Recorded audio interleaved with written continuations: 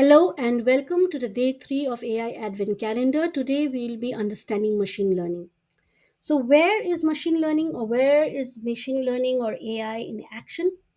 It is everywhere in everyday examples, right? Whether I wake up, Spotify, my Netflix personalized recommendations, voice assistants, smart homes, navigation tools like Google Maps, self-driven cars, fraud detection that is happening, wellness and health devices like my Fitbits telling me what's the workout I should do, recommendations to tracking my health, but even things like meditation. Now we have an AI app to do that, right? We have apps like Calm and Headspace.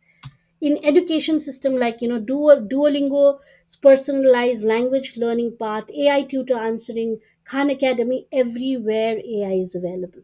Social media, things like friends getting tagged in Instagram and Facebook is something very normal for us. Google completing our emails when we are typing just a couple of words, very normal for us. Multiple inboxes where all our inboxes are clearly sorted and stored, like in a junk mail, social mails, your main mailbox, your promotional mails. That's everything done and there for us. AI is everywhere. AI is there from the time I wake up till the time I sleep. But as a small business owner, what is it that is important for me is to understand different type of analytical tools that is available for me that will help me as a solopreneur or an entrepreneur to go forward and grow as a business. First analytical tool that I need to look at is descriptive, right? That is, what has happened, what is my sales, what is my revenue, what is happening with my business right now. But what is happening and what has happened is not important, right? I need to understand why that has happened, whether it is good or there is bad that happens in your business, in your organization. There is always learning, and that is diagnostics analytics. I need to understand why this has happened and I put an effort to do it, and that will help me understand my business better and solve a problem. Root cause analysis is very important, right?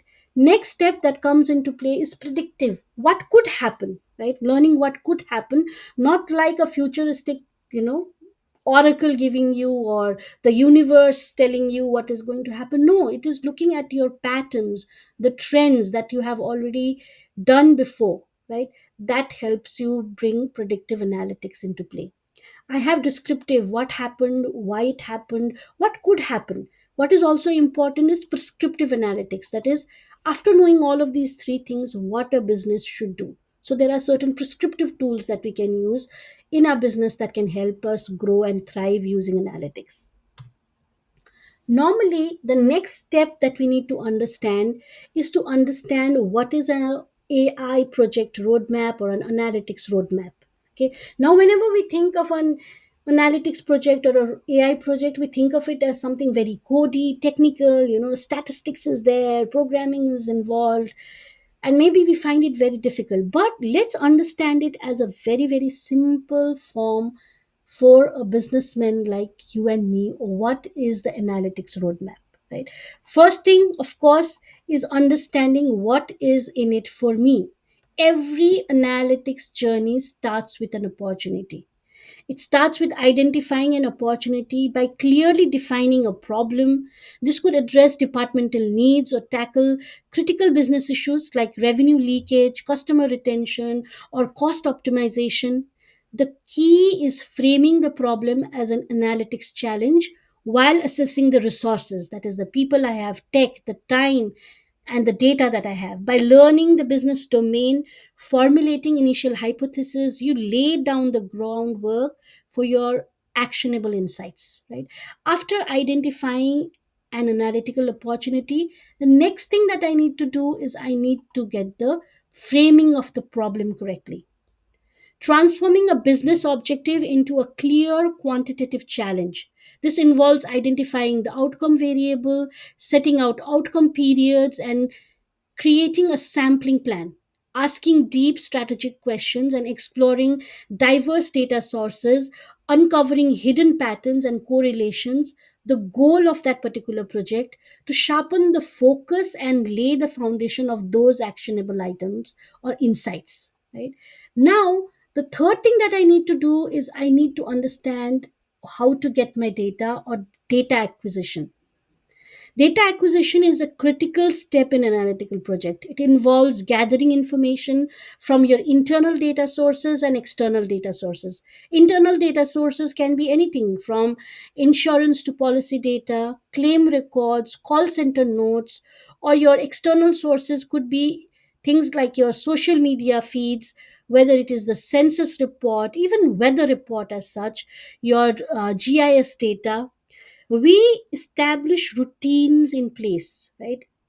Data that spans for years, and with established routines in place, data can span for years, like for example 5 years of claims data showing whether claims were fraudulent or legitimate, right? This wealth of information sets that stage for meaningful analysis. Now the next thing that comes into play is understanding your data. Understanding our business is important, but understanding how that business is represented in your data, that is also very important, and that's where the data preparation part of it comes into play.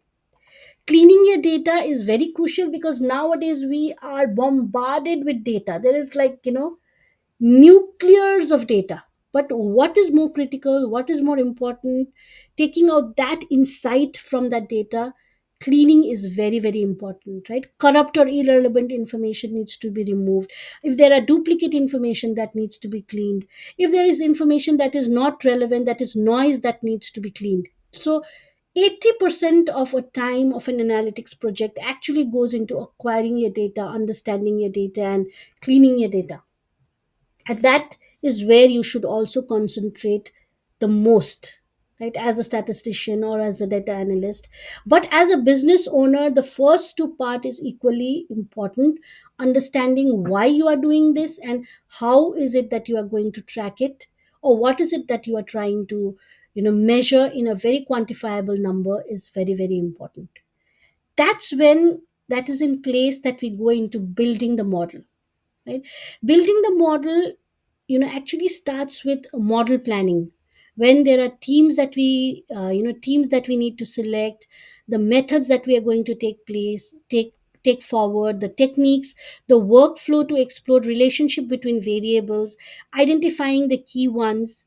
During model building, data sets are created for training, testing, and production.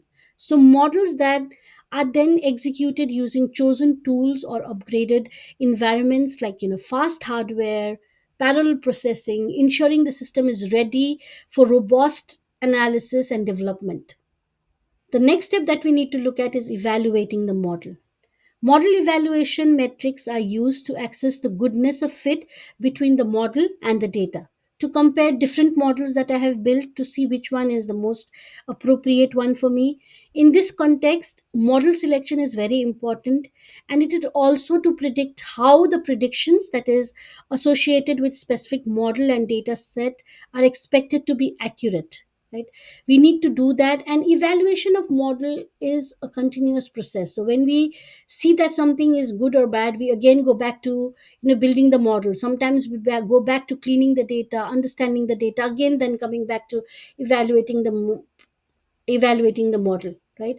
Once I know that the model is ready and this is the right one for me, that's when I go in to presenting the insights, right? In today's digital age, insights received from data science are extremely important, and it is very important to be delivered correctly for the best customer experience that is there. Data scientists use various techniques such as regression, SVM, neural networks, nearest neighbors. We'll be talking about some of them today, right? And these algorithms help you identify it, but to understand what these algorithms are telling you and what it is forecasting is very important. And then we go on for deploying the model, right?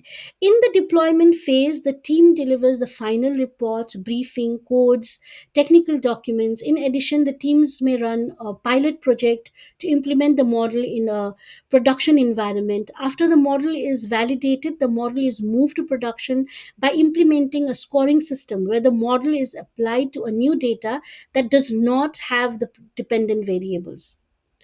Now, the approaches for this is scoring the model. The model is scored and the value is provided to the operations for actions and decisions, integrating it with reporting. The model is integrated with the reporting in the business intelligence tool and often used as a reference point for collaborating and consulting in future. Integrating with applications, model is integrated with the applications such as call center used in operational businesses, so on and so forth. Right? That's the entire roadmap of an analytical project. So today we looked at what are different types of analytical tools, how an analytical project is done, and where our AI or analytics is used. Tomorrow we'll be looking at the data analytics algorithm, because these are the algorithms that are working on the background and how to interpret the results of it. That's very important for a business owner to understand. So that's what we'll be doing tomorrow. So thank you so much for your time today and see you again tomorrow. Have a great day ahead.